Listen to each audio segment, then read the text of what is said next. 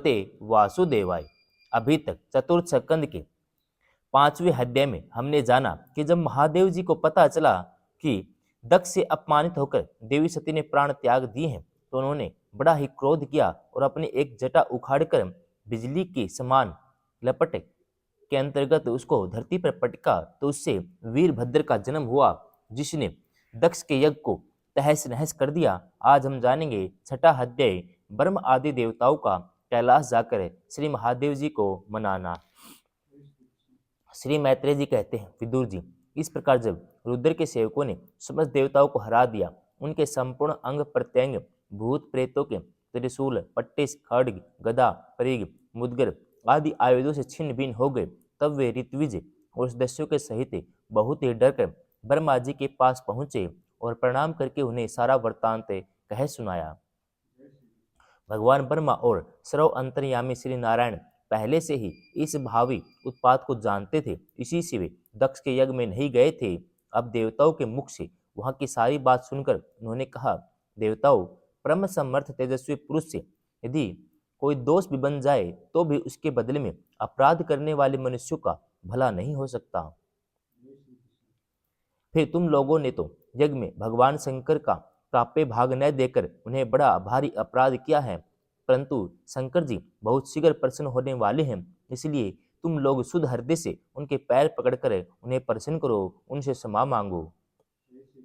दक्ष के दुर्वचन रूपी बाणों से उनका हृदय तो पहले से ही बिंद रहा था, उस पर उनकी प्रिया सती जी का वियोग हो गया, इसलिए यदि तुम लोग चाहते हो कि वह यज्ञ फिर से आरंभ हो, पूर्ण हो, तो पहले जल्दी जाकर उनसे अपने अपराधों के लिए क्षमा मांगो, नहीं तो उनके कुपित होने पर लोकपालों के सहित इन समस्त लोगों को भी बचना असंभव है।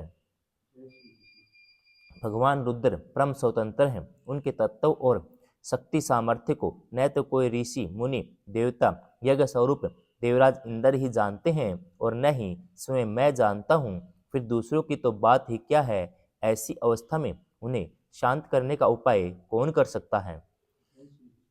देवताओं से इस प्रकार ब्रह्मा जी को उनको प्रजापतियों को और पितरों को साथ ले अपने लोक से पर्वत श्रेष्ठ कैलाश को गए, जो भगवान शंकर का प्रिय धाम है। उस कैलाश पर औषधि, तप, मंत्र तथा योग आदि उपायों से सिद्धि को प्राप्त हुए जन्म से ही सिद्ध देवता नित्य निवास करते हैं। किन्नर, गंधर्व, अप्सरा वहाँ सदैव बने रहते हैं। उनके मणिमय शिखर हैं, जो नाना प्रकार की धातुओं से रंग बिरंगे प्रतीत होते हैं। उस पर अनेक प्रकार के वृक्ष, लता और गुल्म आदि छाए हुए हैं, जिनमें झुंड के झुंड जंगली पशु विचरते रहते हैं। वहाँ निर्मल जल के अनेकों झरने बहते हैं। बहुत सी गहरी कंदरा और ऊंची शिखरों के कारण वह पर्वत अपने प्रियतमों के साथ विहार करती हुई सिद्ध पत्नियों का क्रीड़ा स्थल बना हुआ है। वह सब और मोरों के शोर, मद अंध भ्रमरों के गुंजार, कोयलों की कुहू कुहू ध्वनि, अन्य अन्य पक्षियों के कलरव से गूंज रहा है। उसके कल्प वृक्ष अपनी ऊंची ऊंची डालियों को हिला हिलाकर मानो पक्षियों को बुलाते रहते हैं तथा हाथियों के चलने फिरने से वह कैलाश स्वयं चलता हुआ सा और झरनों की कल कल ध्वनि से बातचीत करता हुआ सा जान पड़ता है। मंदार, पारिजात, सरल, तमाल, साल, ताड़, कचनार, असन, अर्जुन के वृक्षों से वह पर्वत बड़ा ही सुहाना जान पड़ता है। आम, कदम, नीम, नाग, पुन्नाग, चंपा, गुलाब, अशोक, मौलीश्री, कुंद, कुर्बक, सुनहरे सतपत्तर, कमल, इलायची, मालती की मनोहर लताएं तथा कुब्ज, मोगरा, माधवी की बेलें भी उसकी शोभा बढ़ाती हैं। कटहल, गुल्लर, पीपल, पाकर, बड़, गुग्गल, भोज वृक्ष, औषध जाति के पेड़, केले आदि जो फल आने के बाद काट दिए जाते हैं, सुपारी, राजपूग, जामुन, खजूर, आमड़ा, आम, पियाल, महुआ, निशोड़ा आदि विभिन्न प्रकार के वृक्षों, पोले और ठोस बांस के झुरमुटों से वह पर्वत बड़ा ही मनोहर मालूम होता है। उसके सरोवरों में कुमुद, उत्पल, कलहार, शतपत्र आदि अनेक जाति के कमल खिले रहते हैं। उनकी शोभा से मुग्ध होकर कलरव करते हुए झुंड के झुंड पक्षियों से वह बड़ा ही भला लगता है। वहाँ जहाँ तहाँ हरिण, वानर, सुअर, रीछ, सिंह, शाही, नीलगाय, सर्प, बाघ, कृष्णमृग, भैंसे, कर्णतंत्र, एक पद, अश्वमुख, भेड़िए, कस्तूरी मृग घूमते रहते हैं तथा वहां के सरोवर के तट केलों की पंक्तियों से घिरे होने के कारण बड़ी शोभा पाते हैं। उसके चारों ओर नंदा नाम की नदी बहती है, जिसका पवित्र जल देवी सती के स्नान करने से और भी पवित्र व सुगंधित हो गया है। भगवान भूतनाथ के निवास स्थान उस कैलाश पर्वत की ऐसी रमणीयता देखकर देवताओं को बड़ा आश्चर्य हुआ। वहां उन्होंने अलका नाम की एक सुरमई पूरी और सौगंधिक वन देखा, जिसमें सर्वत्र सुगंध फैलाने वाले सौगंधिक नाम के कमल खिले हुए थे। उस नगर के बाहर की ओर नंदा और अलकनंदा नाम की दो नदियां हैं। वे तीर्थपाद श्री हरि की चरण रज के संयोग से अत्यंत पवित्र हो गई हैं। विदुर जी, उन नदियों में रति विलास से थकी हुई देवांगनाएं अपने अपने निवास स्थान से आकर जल क्रीड़ा करती हैं और उसमें प्रवेश कर अपने प्रियोतमों पर जल उछीलती हैं। स्नान के समय उनका तुरंत का लगाया हुआ कुछ कुमकुम धुल जाने से जल पीला हो जाता है। उस कुमकुम मिश्रित जल को हाथी प्यास न होने पर भी गंध के लोभ से स्वयं पीते और अपनी हथेलियों को पिलाते हैं। अलकापुरी पर चांदी, सोने, बहुमूल्य मणियों के सैकड़ों विमान छाए हुए थे, जिनमें अनेकों यक्ष पत्नियां निवास करती थी।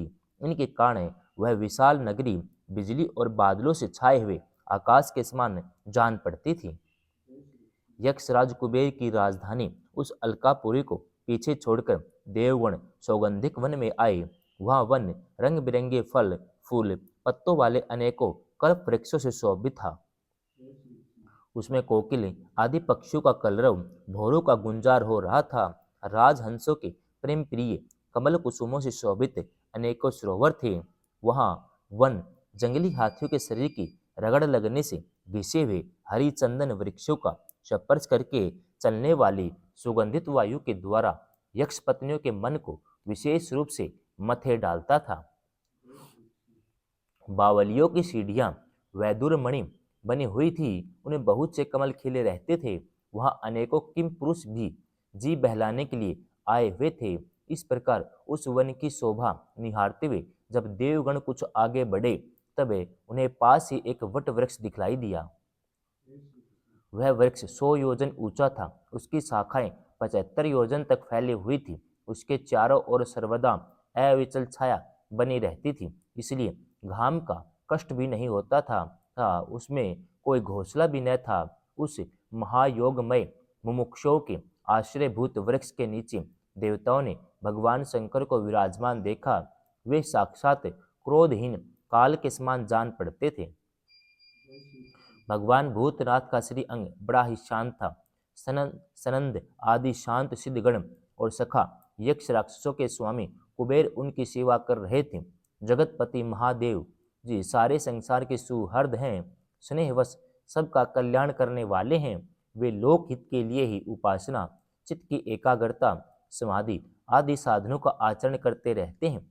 संध्याकालीन मेघ की सी कांति वाले शरीर पर वे तपस्वियों के अभिष्ट चिन्ह भस्म, दंड, जटा, मृग चरम, मस्तक पर चंद्रकला धारण किए हुए थे।